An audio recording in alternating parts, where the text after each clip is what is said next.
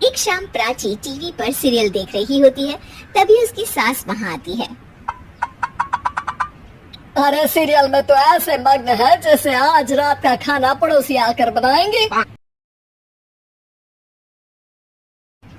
मुझे पता ही नहीं था आपने अपने बेटे की शादी पड़ोस में भी की हुई है। हैं? मतलब? मतलब इस घर में सारा काम बहू ही करती है, आप तो सिर्फ खर्राटे मारती हैं। अच्छा जी, फिलहाल तो तुम आराम फरमा रही हो, चलो जाओ, ये मेरी टीवी देखने का समय है। इसीलिए मुझे भगाया जा रहा है। सॉरी, अब तो बिल्कुल नहीं जाऊंगी। प्राची की इस बात पर दोनों सास बहू के बीच टीवी रिमोट के पीछे बच्चों जैसे छीना झपटी शुरू हो जाती है, जिसके बीच श्लोक भी काम से घर वापस आ जाता है। आज मेरी चूहे बिल्ली की जोड़ी किस बात पर झगड़ रही है? अरे तेरे बीवी मुझे टीवी नहीं देखने दे रही। अरे तुम्हारी मम्मी मुझे खाना बनाने के लिए फोर्स कर रही है। अरे वाह, ऐसे बेतुके रीजन पर तो बच्चे भी झगड़ा नहीं करते। अरे मुझे कुछ मत बोल, सब इसने ही शुरू किया है। हाँ, जैसे आप तो बहुत दूध की धूली है ना। अरे बस, दोनों चुप। प्राची जाओ, खाने की तैयारी करो। और माँ तो छोड़ो, तुम्हें क्या बोलूं, शांति से अपना सीरियल देखो, मुझे दोबारा लड़ने की आवाज सुनाई नहीं देनी चाहिए। ऐसा बोलकर श्लोक वहाँ से चला जाता है, जिसके पीछे पीछे प्राची भी कुछ न कुछ बड़बड़ाते हुए रसोई में चली जाती है। हाँ, सासू जी को तो कुछ बोलेंगे ही नहीं, बस मुझ पर ही हुक्म चलता है, खाना बनाओ, जैसे मैं इनके घर में खाना बनाने के लिए आई हूँ।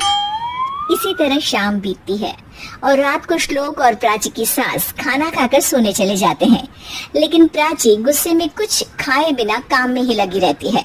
इस घर में किसी को घंटा फिक्र नहीं पड़ता, मैं खाऊं या भूखी रहूं। प्राची कुछ देर के लिए रसोई से बाहर जाती है और जैसे ही वापस आती है तो वहाँ दूध का भरा ग्लास देखकर हैरान रह जाती है। फिक्र पूरी है, बस दिखाना नहीं है। प्राची दूध पीकर सोने चली जाती है और अगली सुबह एक बार फिर सास बहू का कार्टून नेटवर्क स्टार्ट हो जाता है। ये तुमने ही किया है। अरे अजीब जबरदस्ती है, मैं बोल रही हूँ मैंने कुछ नहीं किया। दोनों ने मिलकर पूरे घर को पागल खाना बनाया हुआ है। यहाँ कोई नॉर्मल इंसान तो रह ही नहीं सकता, इसीलिए अब पड़ोसी क्या रिश्तेदार भी घर आने से कतराते हैं। और सुन बेटे, तू भी चंगा, तेरी माँ भी चंगी, तेरी बीवी भी चंगी, रिश्तेदार। हाँ जी, आपको नहीं पता क्या, गंगाधर ही शक्तिमान है, रिश्तेदार ही। हाँ, बस समझ गया। कभी जानवरों जैसे लड़ेंगी तो कभी जुगलबंदी करेंगी। भाई मैं आप दोनों के बीच में नहीं फंसना चाहता। सास बहू की इस मनमौजी जोड़ी से परेशान होकर श्लोक अपना सिर खुजलाता वहाँ से चला जाता है। चलो अब मैं भी कीर्तन में जा रही हूँ। इस पर जैसे ही सास कमरे में अपना पर्स लेने जाती है तो वहाँ नाश्ते की प्लेट रखी देख मुस्कुराने लगती है और नाश्ता करके घर से बाहर निकलते हुए कुछ पैसे टेबल पर रख जाती है, जिसके कुछ देर बाद सिलेंडर वाला घर आता है। उमरी मैया, मैं सिलेंडर के बारे में तो बिल्कुल भूल ही गई थी। घर खर्च के सारे पैसे भी मम्मी के पास है। और श्लोक से बोला तो उल्टा 4 बात सुनाएंगे। प्राची ये सोच ही रही होती है कि अचानक उसका चेहरा चमक उठता है और वो घर में आकर इधर उधर देखने लगती है। तभी उसकी नजर टेबल पर रखे पैसों पर पड़ती है, जिन्हें वो सिलेंडर वाले को दे देती है। ये सब श्लोक देख लेता है। अच्छा बेटे, इतना बड़ा घोटाला, सबके सामने मैं तेरी दुश्मन और पीठ पीछे तेरी मेरी यारी। इस पर श्लोक एक प्लान बनाता है और शाम को सब एक साथ बैठे होने पर बोलने लगता है। माँ, तुम दोनों की बहुत लड़ाई होती है, इसलिए मैं सोच रहा हूँ कि प्राची को उसके घर छोड़ाऊं, इससे वो भी खुश रहेगी और तुम भी। अचानक श्लोक की ये बात सुनकर सास बहू शौक से उसकी तरफ देखती हैं।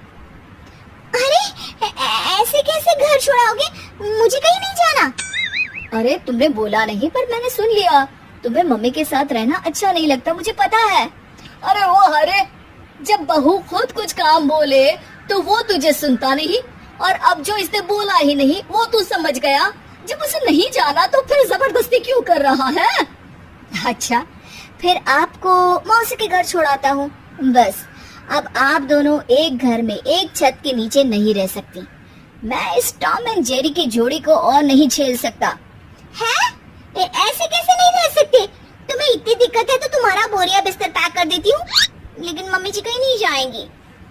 बिल्कुल यही सुनना था मुझे। अगर दोनों में इतना ही प्यार है फिर हर वक्त ये लड़ाई का नाटक क्यों करती हो? देखा मैंने कैसे माँ किचन में दूध रखती है और तुम उनके लिए कमरे में नाश्ता रखती हो, और कैसे वो पहले ही तुम्हारी दिक्कत समझकर घर में पैसे रखकर बाहर जाती है। अरे भाई इतना ड्रामा तो डेली सोप में भी नहीं होता जितना तुम दोनों ने इस घर में फैलाया हुआ है।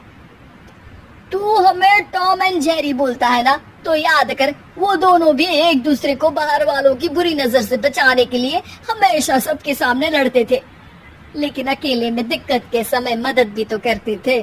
बस हमारा रिश्ता भी कुछ ऐसा ही है। और वैसे भी अगर सास बहू में तू मैं नहीं होती तो दुनिया वालों को कहानियां कैसे मिलेंगी?